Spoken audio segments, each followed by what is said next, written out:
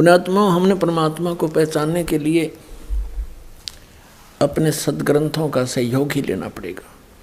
किसी की दंत कथा पर विश्वास नहीं करना।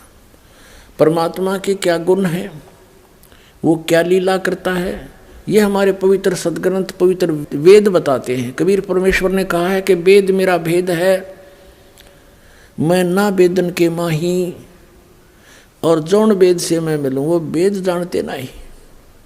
वेदों में भेद है परमात्मा का कि वो कबीर परमात्मा है और वो सतलोक में रहता है, ऊपर तीसरे मुक्ति धाम में, सचखंड में। वहाँ से गति करके आता है, साधु रूप बनाता है, कवियों की तरह आचरण करता है और यहाँ अच्छी आत्माओं को आकर मिलता है। आपको थोड़ा सा हिंट देते हैं, फिर उन आत्माओं के बारे में जानकारी देंगे जिनको भगवान मिले थे। ऋग्वेद मंडल नंबर 9 देखिएगा, और सूक्त नंबर आपको दिखाते हैं। ये है ऋग्वेद। ये कहाँ से प्रकाशित है? प्रकाशक सार्वदेशिक आर्य प्रतिनिधि सभा, महर्षि सिद्धांत भवन, रामलीला मैदान, नई दिल्ली। इनके फ़ोन और फैक्स नंबर हैं। मुद्रक हैं Prince offset printers, 1510 Pataudi house, Daryaganj, नई दिल्ली से। अब देखिएगा, ऋग्वेद मंडल नंबर 9 और सूक्त नंबर 86 और मंत्र नंबर 26 में इसमें क्या कहा है कि यज्ञ करने वाले यजमानों के लिए परमात्मा, यज्ञ माने धार्मिक अनुष्ठान करने वाले यजमानों माने भक्तों के लिए परमात्मा सब रास्तों को सुगम करता हुआ, उनके विघ्नों को, उनके संकटों को मर्दन करता है, नाश करता है, उनको पवित्र करता हुआ और अपने रूप को सरल करता हुआ, वह कांति में परमात्मा। इन्होंने यहाँ क्या कर दिया, ये यहाँ शब्द है कबीर, हम इसको कबीर बोले, कबीर वह बोलते हैं, वह को, वेदों को हम वेद बोलते हैं अपनी लोकल लैंग्वेज में पूरे भारत में। अब यहाँ इन्होंने कवि यू ऐसे अवसर लगा के इसका अर्थ कर दिया सर्वज्ञ, या तो इसका कवि लिखते, कवि काव्यकार, लेकिन काव्यकार का यहाँ प्रसंग नहीं, तो इसका अर्थ सर्वज्ञ नहीं कर सकते। भले इसका अर्थ कवि कर दो, लेकिन वो उस परमात्मा को हम, जैसे ये यजुर्वेद है, आपको दिखाते हैं। अब जैसे ये यजुर्वेद है, अब इसके 2 बिंदी यहाँ लगा दें तो, और इसका अलग अलग करें तो भी यजुर्वेद ही है। ये देखिए, इसमें प्रकाशक हैं सार्वदेशिक आर्य प्रतिनिधि सभा, 2/5, महर्षि सिद्धांत भवन, रामलीला मैदान, नई दिल्ली। इसमें आपको दिखाते हैं 36 में, इनके 36वें अध्याय में, ये है 36वां अध्याय, 6300 अध्याय। 36वें अध्याय के प्रथम मंत्र में क्या लिखा है? रेचम वाचम परपदे मनो यजु परपदे। ये यजु शब्द है, इसका अनुवाद महर्षि दानंद ने किया है। यहाँ देखो, ये बिल्कुल ठीक रहा, ये यजुर्वेद लिख दिया।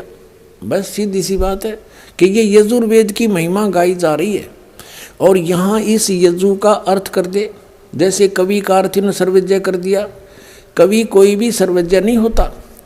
जैसे इन्होंने ऋग्वेद में इस कवि का अर्थ सर्वज्ञ कर दिया। अब कवि कोई सर्वज्ञ नहीं होता, यहाँ लिखना चाहिए था कबीर देव। जैसे यजु, अगर यजु का अर्थ कर देते वहाँ पर, तो कैसे समझेंगे कि किसके बारे में कहा जा रहा है? यजुर्वेद के बारे में।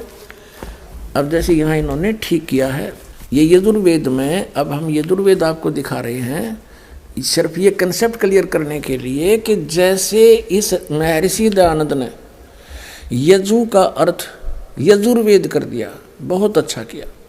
अगर इसका यहाँ कोई अनुवाद करके अड़ंगा कर दे तो कैसे समझेंगे कि यजुर्वेद के बारे में जानकारी है?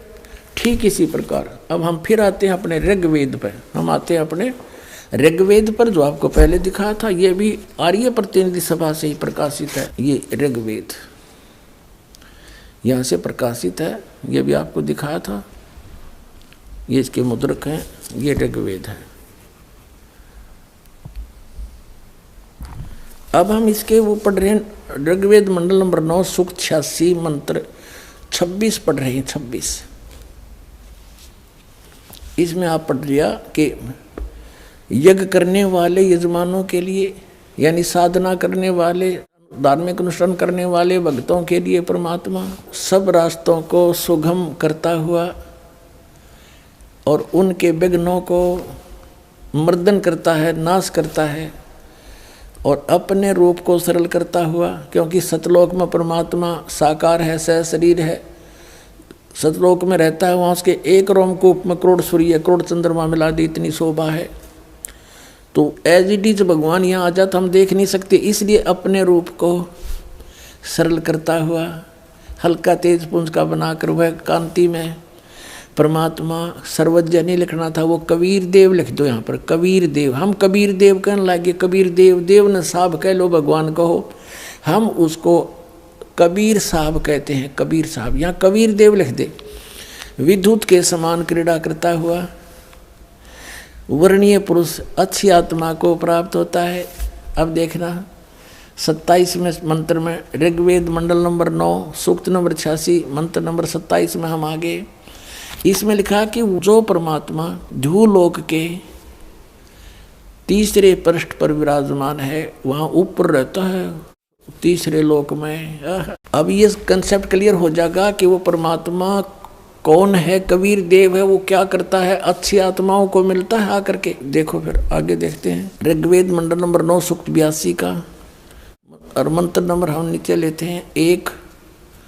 इसमें क्या किया है कि सर्व उत्पादक प्रभु, सबकी रचना करने वाला, सबको उत्पन्न करने वाला परमात्मा, प्रकाश रूप, सद्गुणों की वृष्टि करने वाला, पापों को हरण करने वाला, वह राजा के समान, राजा के, देखो ये 269 पर पढ़ा हमने ना, कोई नकली नो कह देगा और पृष्ठ दिखा दिया होगा। ये 270 पर आ गए। पीछे लिखा था राजा के समान दर्शनीय है, देखने जोगा है, साकार है भगवान, वहाँ विराजमान है ऊपर के लोक में। वह पृथ्वी आदि लोकांतरों के चारों ओर शब्दमान हो रहा है। इसका अर्थ ये है कि वो पृथ्वी पर आकर ऊंचे स्वर में आवाज लगाकर ज्ञान देता है। फिर भी वह वर्णीय पुरुष को, श्रेष्ठ व्यक्ति को, श्रेष्ठ आत्मा को, जो दृढ़ भक्त है उसको पवित्र करता हुआ प्राप्त होता है। उसको मिलता है, कैसे मिलता है कि जिस प्रकार विद्युत आकाशीय बिजली सने वाले स्थानों को आधार बनाकर प्राप्त होती है, उसी प्रकार परमात्मा प्राप्त होता है। अब देखो उद्देश्य क्या लेकर आता है, यहाँ देखो फिर ऋग्वेद मंडल नंबर 9 सूक्त 82 का मंत्र नंबर हम 2 पढ़ रहे हैं। पहला पढ़ लिया, हे परमात्मन, उपदेश करने की इच्छा से आप, ज्ञान देने की इच्छा से आप महापुरुषों को प्राप्त होते हो, महापुरुषों को प्राप्त होते हो, अच्छी आत्मा को प्राप्त होते हो, और आप अत्यंत गतिशील पदार्थ के समान हमारे आध्यात्मिक यज्ञ को प्राप्त होते हैं। आप, या फिर लिख दिया सर्वज्ञ, यह लिखना था आप कबीर देव हैं, आप कबीर साहब हैं और शुद्ध स्वरूप हैं। हमारे पापों को दूर करके हे अमर परमात्मा, हे सोम, हमको सुख दे। अब ये सिद्ध हो गया कि वो परमात्मा सतलोक से चलकर आता है और यहाँ ज्ञान देने के उद्देश्य से वो अच्छी आत्माओं को मिलता है जो दृढ़ भक्त हैं, अत्यंत गतिशील पदार्थ के समान एकदम नीचे आते हैं। अब वो श्रेष्ठ आत्माओं को कैसे मिलते हैं, जैसे विद्युत बिजली किसी धातु विशेष पर आकर गिरती है। जैसे पहले कांसी धातु होती थी, कांसी, और उसकी थाली बेले होते थे। वर्षा के दिनों में जब बिजली कड़कती थी, हमारी दादी जी कहा करती थी कि इन थाली और बेलों को अंदर रख लो, बिजली कांसी की धातु पर अमूमन गिरती है। तो पुण्यात्माओं, वो परमात्मा उन्हीं महापुरुषों को मिलते हैं जो उनके कार्य को आगे सफल बनाने में सहयोग दें,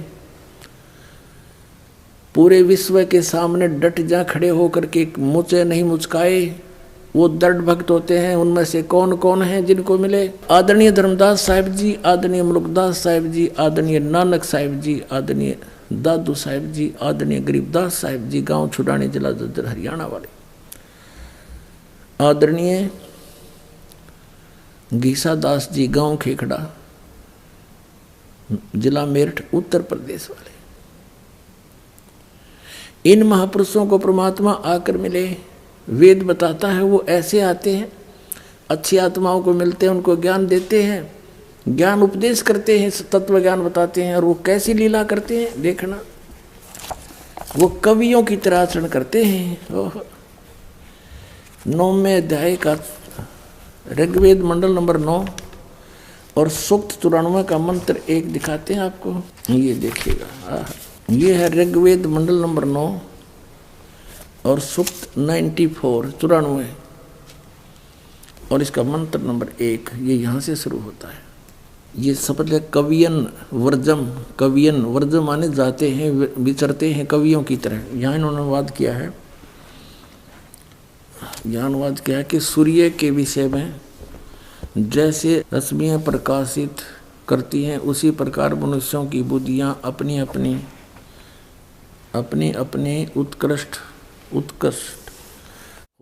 शक्ति के विषय करती हैं। जिस परमात्मा में सर्वोपरि बलों के समान शुभ बल है, वह परमात्मा कर्मों का अध्यक्ष होता हुआ, सबको पवित्र करता हुआ, कवियों की तरह आचरण करता हुआ,